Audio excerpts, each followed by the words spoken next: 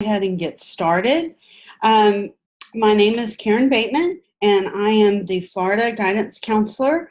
I do the transcript reviews, help with Bright Futures, Florida Virtual School, all those things that our Florida families need, I try to help them with.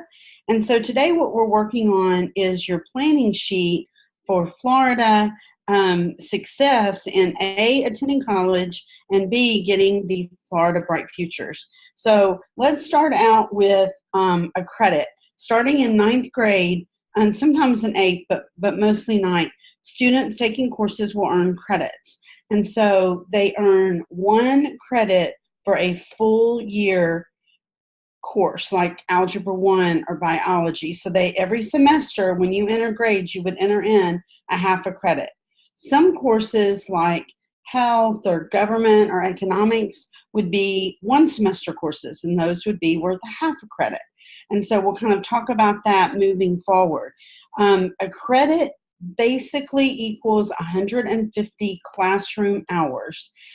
So for courses like PE or even like arts or sometimes things like drama or dance, you're going to count hours because you're not really going to have a curriculum to follow. So it's good to know.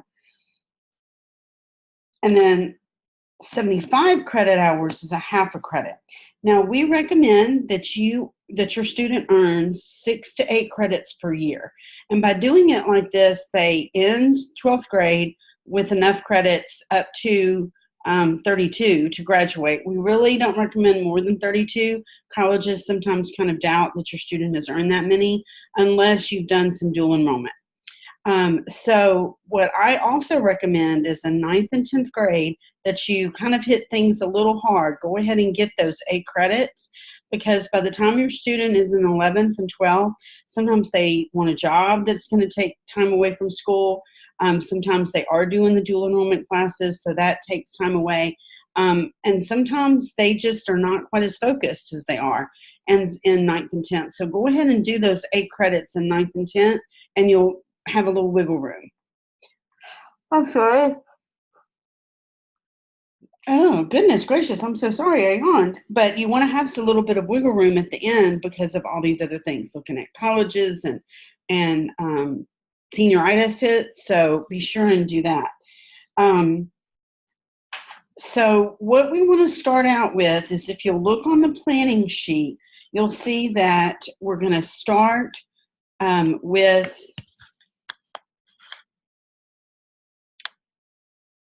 okay. Sorry. Here we go. So here's the planning sheet for Florida, and you'll see that it says 24 credits minimum. So to graduate from Home Life Academy, we only require 22 credits, but Florida universities require 24. And so we go ahead and put that on the Florida planning sheet so that you won't be caught off guard. Now remember, if students take 8 credits each year, that's 32. So you can see there's still a lot of wiggle room there, a lot of room for not having to do a full load. So this is goal-based planning for Bright Futures and dual enrollment students in Florida. So first let's start with English. So English should contain literature, composition, grammar, and vocabulary all together for 1 credit. Now, for the grammar and the vocabulary, you can either integrate that in with your composition and literature. For instance, the vocabulary words could be the words within the text that your students don't know, or you can also have a separate standalone curriculum, and that's fine too. It doesn't earn extra credit, but it's whatever your student would work best and you would work best. So in the course of those 4 high school years, at some point your student should cover world literature, American literature, British literature, and then many times, many courses will also come in with literature analysis, and that's just fine. All of those, they just at some point need to cover. Now you can integrate it in. Let's say you did a world literature that integrated in American and British. That's fine. You just need to make sure to be prepared for college that that's been covered. So as far as the composition goes, remember that the more comfortable your student becomes with writing, the better they're going to do in college, because so much of college is writing. And we want to make sure that they understand that writing is not just about English. So you can also have them write compositions in science or social studies that can count for both English and those other courses, just so that they understand it goes across the curriculum. So that is really kind of the basis for English. English is the foundation for everything else, I'm sure you know. But if you have any questions about English, I would be happy to take those now, because we want to make sure that we answer any general questions that you have.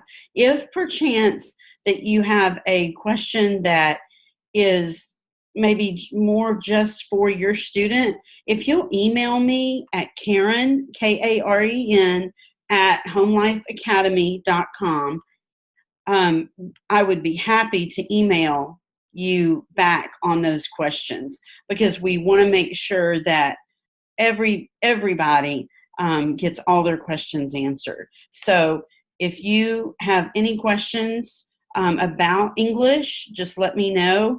And if I don't see any pop up soon, we'll go ahead and move forward into math. Any questions?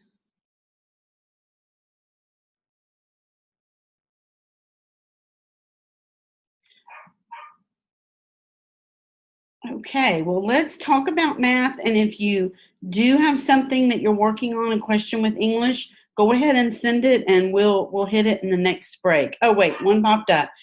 Do I list American literature as a separate course? You can list it any way you want. Just remember that if you list American literature as a separate course, it would earn a half a credit, and then the composition component of that year's English would earn half a credit, because together all those components still only equal one total credit. So you could do that either way. Okay, so let's go ahead and move on into math. So what Bright Future says with regard to math is that, I've got it right here, it says 4 credits of math are required, Algebra 1 level or above. So basically what that means is you'll want to focus on the Algebra 1, Algebra 2, geometry, pre-calculus, calculus, statistics. Any dual enrollment class counts as an Algebra 1 or above. But Bright Futures doesn't want to see something like foundation math or consumer math. They really want that Algebra 1 and above. So that's what you really have to think about. In case anybody here is with Saxon Math, let me tell you how you list Saxon Math. So Saxon Algebra 1 would be 1 credit Algebra 1. Saxon Algebra 2 would be 1 credit Algebra 2 and 1/2 credit geometry. And then the Saxon Advanced Math book would be a 1/2 credit geometry, a 1/2 credit pre-calculus, and a 1/2 credit trig. So even though that's 3 books, the way it's set up, your student would earn 4 credits. So if you are on the Saxon track, as you can see, you can earn those 4 Algebra 1 and above credits just by going through those 3 texts. So since we're primarily focusing on Bright Futures and College Bound, the other course that if you have a student that maybe doesn't want to do, say, calculus, you could do statistics. That counts as an Algebra 1 or above course, and it's used in a lot of majors. For instance, psychology and marketing and business. It's used a lot in those. So it's still a really good course to go ahead and have. So do we have any credits, any questions about math?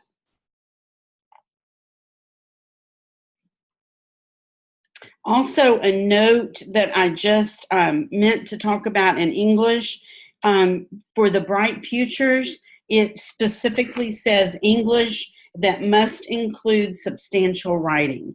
And even though I did say to write as much as possible, Bright Futures really wants that substantial writing so your student is prepared.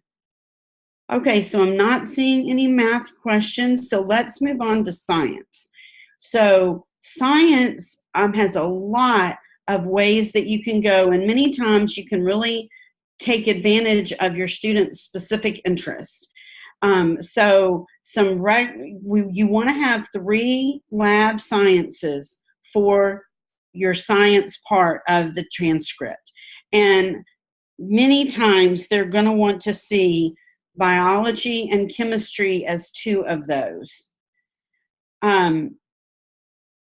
So you don't necessarily have to, but some colleges will require biology and chemistry. So do be careful and look at your admission college requirements to make sure you have them. But there are a ton of other lab sciences that you can do. You can do anatomy and physiology, physics, geology, environmental science, astrology. In Florida, and a great one is, of course, marine biology. So all of those will also count as long as you do the full lab. You need 2 for certain that have the substantial lab, but many colleges are wanting to see 3.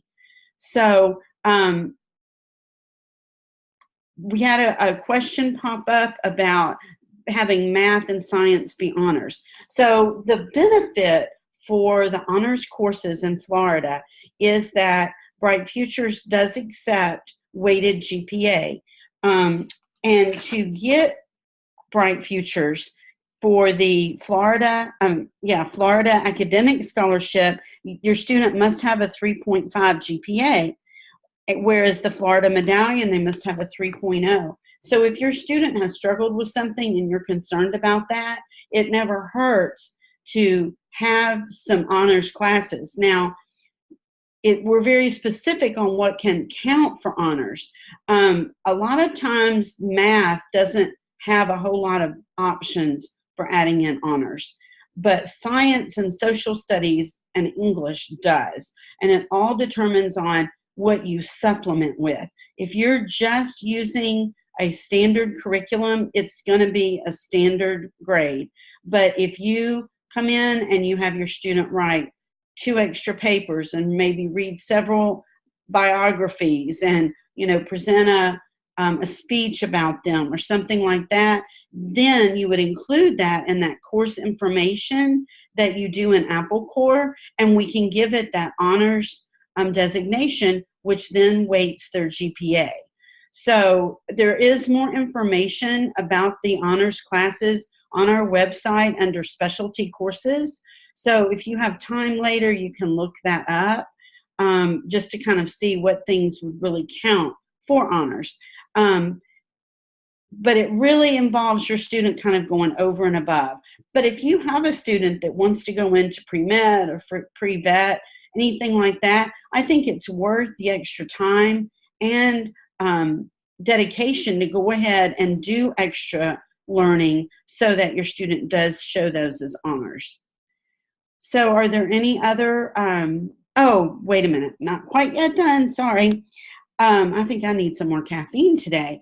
All right, so math and science are very closely related in that there are some science courses that really require a math foundation. So for example, your student should either be in Algebra 1 or have finished Algebra 1 before they take biology. Chemistry, your student should either be in Algebra 2 or finished with Algebra 2 before they do chemistry. And for physics, they should be in, they should have completed geometry and Algebra 2 and be in trig to be able to confidently complete physics. That's really, really important, because without that math foundation, there's no way your student can completely do the course. And they struggle and they get frustrated, and we don't want our students to do that. And so be sure that your student has the math prerequisites that they need for their science courses. That's very, very important.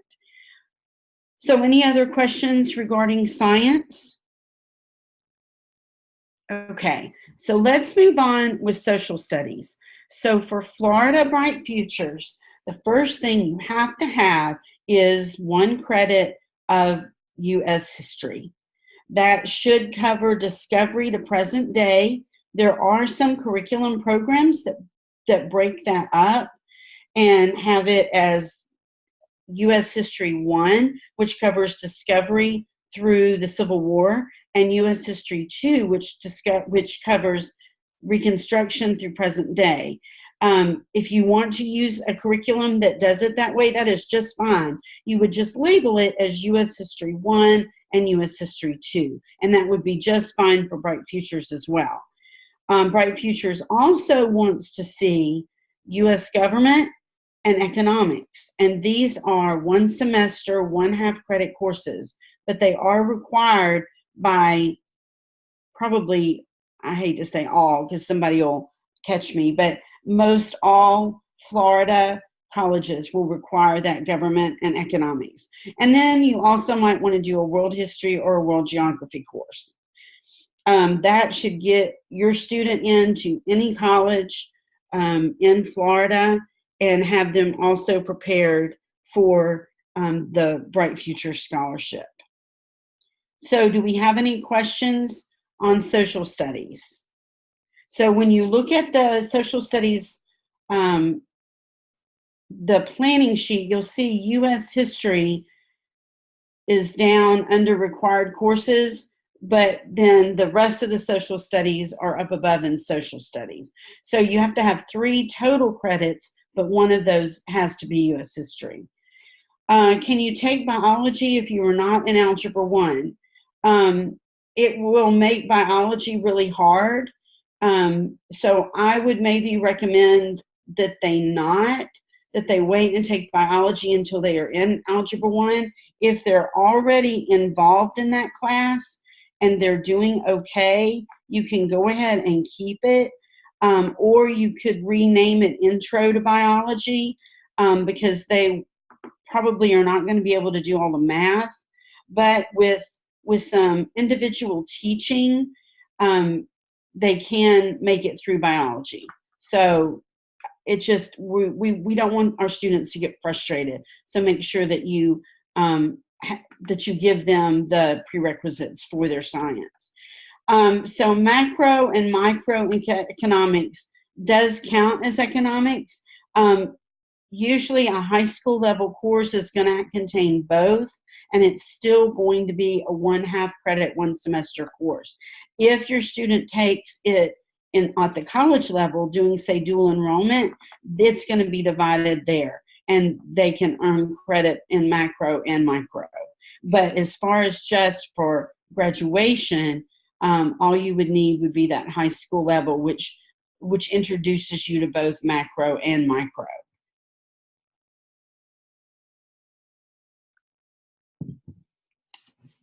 Any other questions?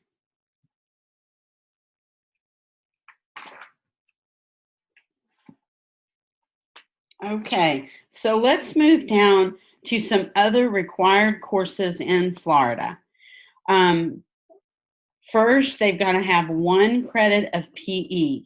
And as we talked about before, the way that you would keep track of that for Apple Core is the student would need about 150 hours of PE. And this could be anything from an organized sport, even like church basketball or church soccer, or they could play with a school or a club. They can do individual work, like work in the gym with their dad. It can be things like a bowling team or um, running cross country. It can be uh, martial arts counts for a PE, dance counts for PE. So all of those different things count, and they do not have to earn the whole credit in the same thing. They could earn a half a credit in martial arts and a half a credit in weightlifting. That would be just fine. But it just needs to be an activity that gets their heart rate up, and then it needs to be that 150 hours. Well, then with health is PE's cousin, whereas PE is very active and requires, that up heart rate. Health is that academic side of it. And so what health is going to cover is it's going to cover things like nutrition and drug and alcohol abuse and your circulatory system and your pulmonary system, all of that, but it's more of a textbook learning testing type course. But they are related. And in Florida, you can take the HOPE program through FLVS, and that would cover a half a credit of PE and a half a credit of health. So you would only have to have another 75 hours or half credit of PE if your student did that. So Virginia's student is a competitive swimmer, and he trains 2 hours, 6 days a week. So how do I use that throughout high school? Well, he's obviously going to earn 1 credit every year in swimming. And so that is just fine. And it sounds like that he may end up being an NCAA student where he, goes to swim in college. So I would go ahead and list that PE, that swimming every year. In a minute, we're also going to talk about the portfolio, about what you're going to do with other things, and you may even want to include some of it there. So that was a great question on PE and health. And then, of course, like I said, with the HOPE, it would cover your half credit health and half credit PE. And then another required course for Home Life Academy is personal finance. And this is a 1-semester course, and probably, I would say 80 to 90% of our students for personal finance use the Dave Ramsey course. Many use the Larry Burkett Crown Ministries. I believe it's called Money Matters for Teens. Or you can use a consumer math course. Any of those will count for this personal finance. Now remember, economics and personal finance are not the same thing. They are 2 different courses, so they do have to be taken separately. Something else that Florida requires is 1 online course, 1 credit of an online course. And this can be Florida virtual. It can be any online course where the parent is not doing the grading. So it can even be an online dual enrollment course. But at some point over those 4 years, they need to have 1 credit of an online course. And then the last thing that's required is the foreign language. And Bright Futures requires 2 world languages, and they have to be sequential, and they have to be the same language. So you couldn't take Spanish 1 in 9th grade and French 1 in 11th grade.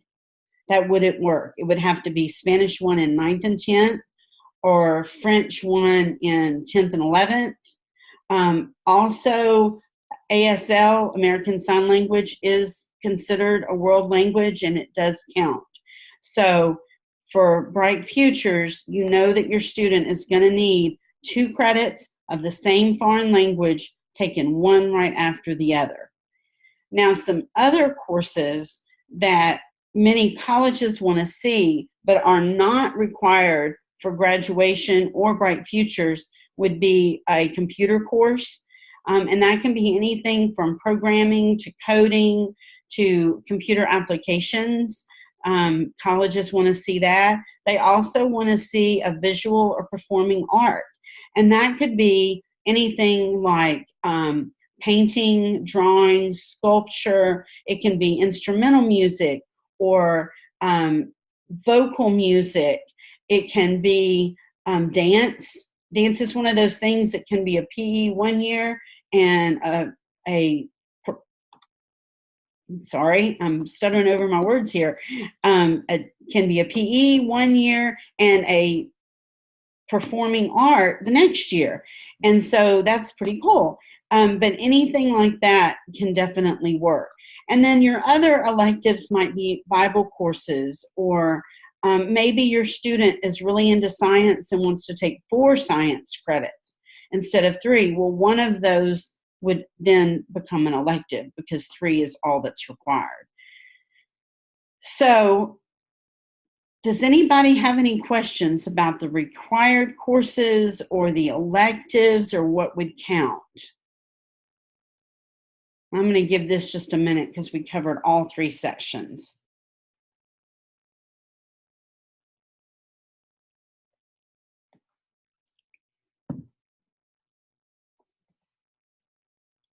Okay, so now let's talk, as far as Bright Futures, about some of the other requirements. Oh, I'm sorry, Virginia, I just saw your question. Are AP classes required? No, they are not. And AP courses are very difficult usually for homeschool students to take and to get credit for. It's much, much easier to go the dual enrollment route because with the AP, number one, Home Life Academy cannot list them as AP courses. We can only list them as honor courses. But also, another difference is that they have to score a specific score on their AP exam in order for a college to consider it for credit. Whereas if you take the course in dual enrollment, unless you absolutely fail it, your student is going to get credit for it.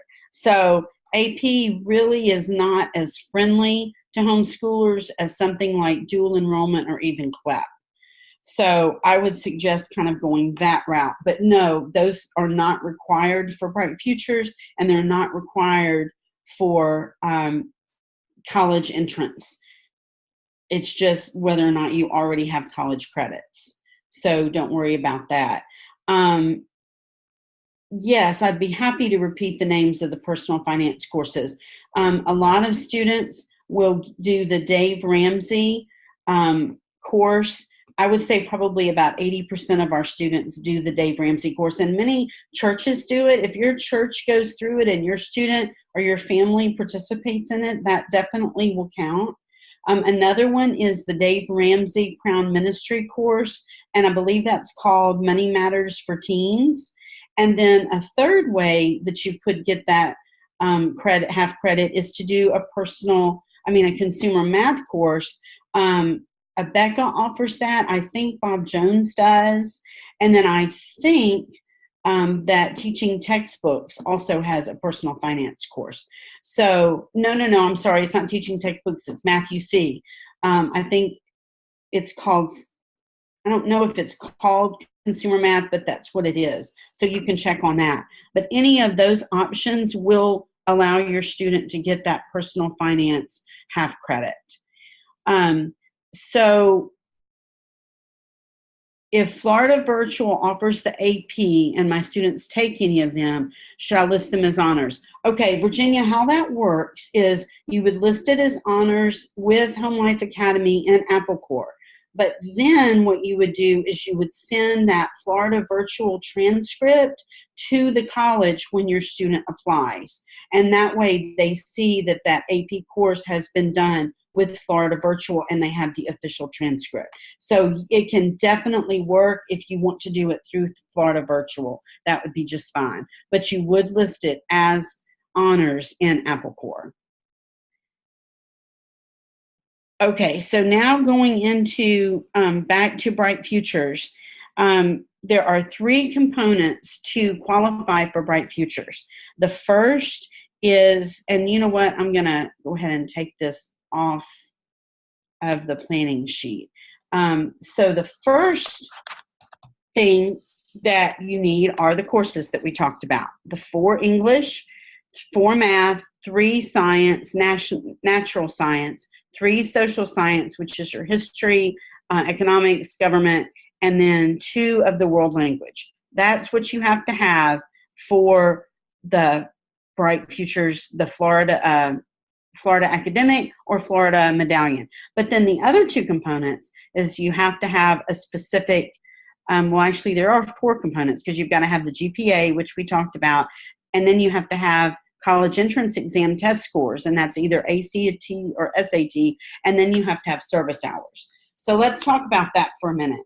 So for the Florida Academic, which is the highest scholarship you can get, and it is 100% of tuition, your student has to have a 3.5 GPA, and they have to score either a 29 or a 1290, 29 on the ACT or 1290 on the SAT, and then they have to have 100 community service hours. All of this is written in our on our website. If you look under high school and then you go to the scholarship section, you'll see the Florida Scholarship, and this is all listed. But I kind of wanted to talk to you a little bit about it, because the time to prepare for many of these is in 9th and 10th grade. And so what you want to do with the service hours is make sure that your student gets verification on the letterhead where he did the service hours, and that it has a signature from his supervisor. You want to make certainly sure about that. And then with the entrance test, now this is really cool, and it really benefits your students. Bright Futures will do what's called a super score. So if your students say in the ACT and they make a 27 and a 28, well, and you think, well, they're not going to qualify because it's not a 29. But if you take the highest score of each of those 4 components, they may qualify. It may average to be a 29. So don't necessarily give up, but make sure that your student takes each test several times so that it gives them the opportunity to have that higher super score. It's really not in complete black and white. Because of them allowing that super score. And so the ACT has 4 components. And so those 4, you would take the highest from each time that they took it and then average those. So many times that raises that score at least a point. And then with the SAT, there are 2 components. There's reading and mathematics. And so they would take the highest reading and the highest mathematics and average that to try to get to the 1290. So it's definitely in your student's best interest to take the test a couple of times just for that super score. And then if you want to do Florida Medallion, which covers 75% of tuition, which is, still a pretty darn good deal, they would have to have a 3.0 GPA, and they would need to score 26 on the ACT and an 1170 on the SAT and have 75 community service hours. Now let's talk for just a minute about grade point average, because a lot of people kind of have different ways of looking at that. So what I would say specifically is, my thought is, if you're teaching your student at home and they are doing the work and they are working toward mastery of the subject, they are going to get an A. Now, let's say that they come to a section, say in Algebra 2, that they really don't understand, and you go back and you do it for several weeks until they do understand it.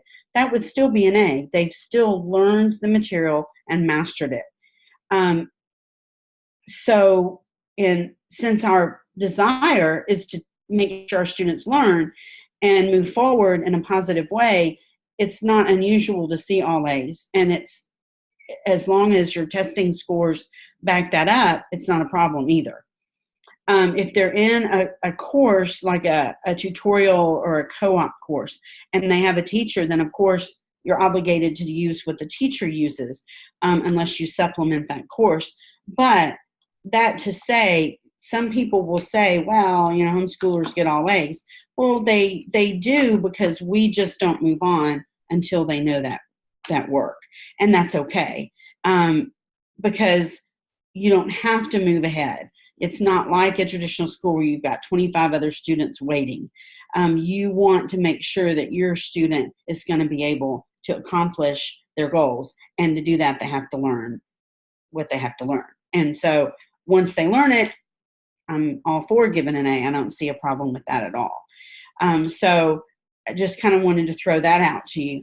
And then the other thing I want to talk to y'all about today is about the portfolio. This ties into the community service hours that you're going to be doing. So in Apple Core, when you go into Enter Grades, you will see a little tab that says portfolio. So what the portfolio is kind of like your student's resume for high school. And I'm sorry, I got distracted and I should just wait. Okay. So when you're looking at the transcript, excuse me, when you're looking at the transcript, you are seeing the academic picture of your child. You're seeing what subjects they've covered, what grades they've made, all of that, and that's a good thing. And then the portfolio kind of tells about the rest of your student. I'm sorry, I've got a tickle in my throat. It talks about what they do the other 16 hours a day when they're not doing schoolwork. So you would put things in there like awards and honors, jobs, leadership opportunities. I'm sorry. Leadership opportunities. Colleges are looking for students that can be leaders. I'm so sorry, y'all. I got choked. So if your student is an officer in a club, or say maybe, leads in church, or, is a teacher with the children, you want to list all of that in the portfolio. And you can give lots of information and details that you can't give in the transcript. The transcript just lists the course and the grade, and that's it, and the credit. So the portfolio is really important, and what I recommend is when you go in to enter each semester's grades that you update the portfolio at the same time, because they're in 12th grade and you're trying to remember what they did 3 years ago. It's rough. If you'll just do it at the time that you enter the grades, then you'll be set to roll. And so we were talking earlier about the swimmer. So you want to make sure and enter, any large awards, things like that into the portfolio for your student. Then when you start filling out transcripts, not transcripts, but like applications for colleges, you can have the portfolio sent with your transcript. So that's really cool.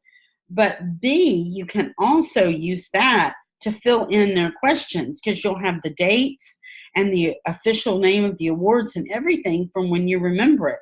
So that is extremely helpful, and I really encourage everybody to use that portfolio section of Apple Core. You will be so glad you did in the heat of 12th grade when everything is crazy, and there it is all written down. So that is perfect. So we got a question, what if you have a curriculum with test grades? That's fine. Your student can retake the test until they master that information. And that's just fine. There's nothing that says you can only give the test once. You may want to make it a different test so they're just not memorizing what's on the test. But the whole point of homeschooling and school in general is for them to learn. Why would we move ahead if they didn't already learn? So that's just definitely something to remember. And then, where do my students take the SAT and ACT? That is a great question, Virginia. All SAT and ACTs are given internationally now.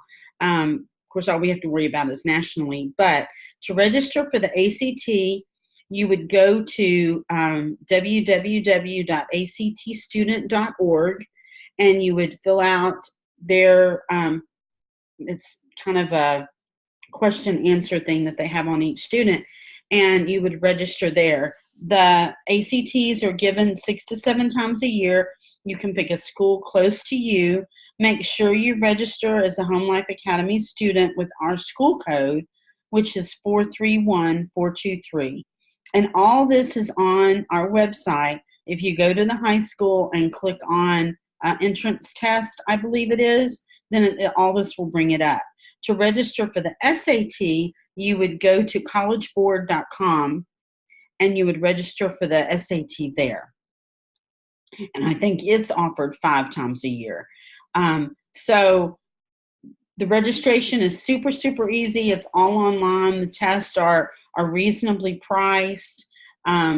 It's really not a problem. You really want to make sure that your student eventually will do a prep course, which can also be a half credit of an elective.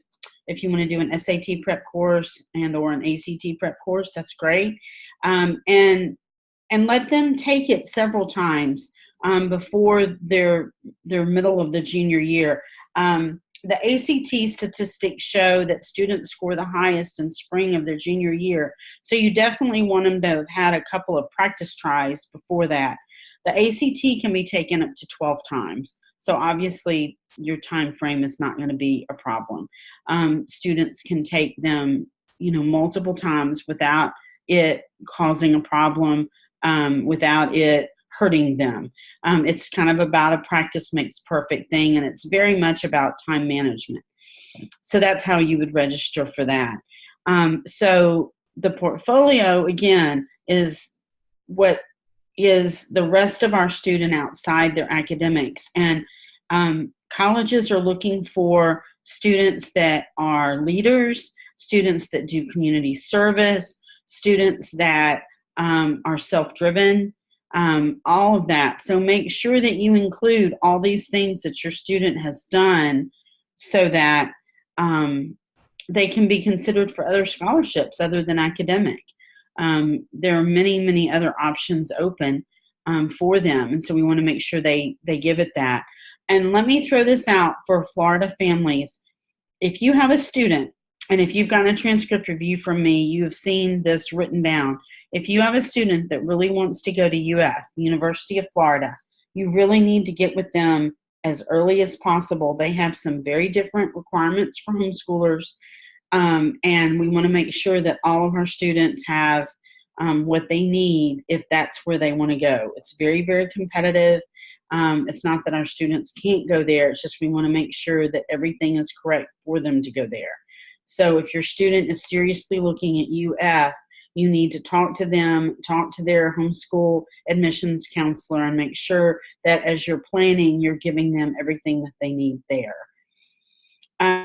So I hope that what you've kind of done is to write out a plan for, say, 9th grade. And what I would recommend would be an English, a math, a science, a social studies. That's 4 credits. And then either go ahead and do a foreign language or your PE and health.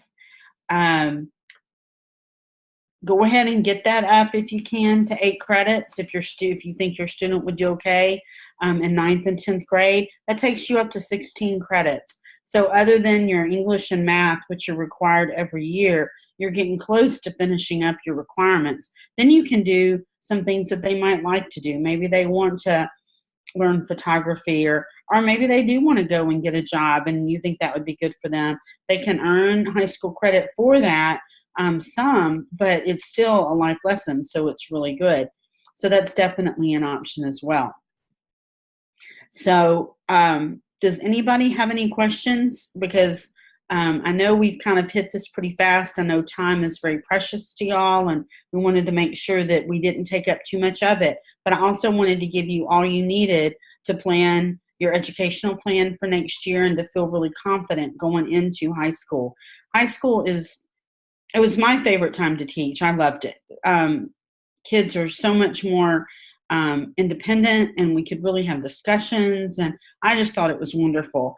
And so I want to make sure that y'all feel just as confident as you possibly can heading out of this meeting. So if you have any questions, please feel free to ask them, and know that you can always email me, Karen@homelifeacademy.com, for any question that you have I'm pretty good about answering email. I usually get to them fairly quickly. Um, Sometimes being on the phone is difficult because I have a lot of other things that I'm kind of juggling. So if you desperately need to speak with me on the phone, shoot me an email and ask me to call you. That usually works the easiest. But I just want to make sure that y'all are feeling good and feeling empowered and knowing that you can go through and get your student ready for these great scholarship programs and for what their future plans are. So any tools that you suggest for practice for ACT and SAT? You know, they both have practice tests online that are available, but you can also do things like there are 3 great prep books, Princeton Review, Kaplan, and Barron's all have prep books. Make sure that you don't really get a used one, especially on the ACT, because that's just been recently redone, and you want to make sure that you have updated because they've really changed the test a lot. But you can get those, Barnes & Noble, Books A Million, you can order it off Amazon. Any of those will work. And like I said, it will earn your student a half a credit of an elective. So Gina, if your child is not college bound, can you follow the Life Choice Plan? Absolutely. In fact, our workshop on Wednesday at 1:00 is going to be for students that are not college bound, but that maybe are going into the military or the ministry or their family, entrepreneurial, and what kinds of things will work for them. Absolutely, you can follow the life choices, and if you have any question with that, let me know, or if you want to hop into the workshop on Wednesday, that would be fine. But you're also going to get a link to it if you want to listen to it. It's completely up to you. But yes, Home Life Academy is all about choices. This particular webinar was for Florida students that wanted to go to university and wanted to try for the bright futures. But there is nothing at all wrong with doing a life choice plan, and it works. We've got a lot of great students that have, really started their own business and have done really, really well that way. So that's just fine. So does anybody else have any questions? Not seeing any more pop up, but remember, you can always reach me. Also, on any of the links that were put up for you, go ahead and copy those because they won't come through when you get the recording. So we want to make sure if you need any of those that you have them. So the last thing that I just really want to say, actually I have 2 things, but some advice from experienced homeschoolers that have walked this high school route is make sure your student reads and writes a lot, as much as you can. It will really help them out. Go deeper, not faster. I get so many requests for students to graduate early, and that's just so sometimes heartbreaking for me because this is really the last time that you have to spend with your student. And for them to really have the time to read or play the piano or paint, we all know what the adult life is. It's just not always like that. And so, try to encourage them to really love this time of life and give them the opportunity to really enjoy what they're working on. And just don't be afraid to, if something isn't working, to change it. It's okay to do that. You can change it in AppleCore. You can change it with your students. We just want to make sure that your student is learning and loving to learn and doing the best that they can, so however that works. The only other thing I really want to ask you to do is to fill out the survey at the end of the webinar. I mean, it takes like a minute. Seriously, it doesn't take long at all. If y'all could do that, it would help us. We're really working towards making sure we do these that really help our families, and we want to make sure we're focused on that to be able to do that. So thank you so much for stepping in with us this afternoon, and we're just so glad that you did. And we're just happy to have you. But seriously, any questions, shoot me an email and we are there for you. And if you're going to be at FL At FPEA in Orlando, the end of May, stop by our booth, say hello, let us give you a hug. Any questions you have, we're going to be there. We would love to meet you. So thanks so much for coming, and y'all have a great Monday afternoon.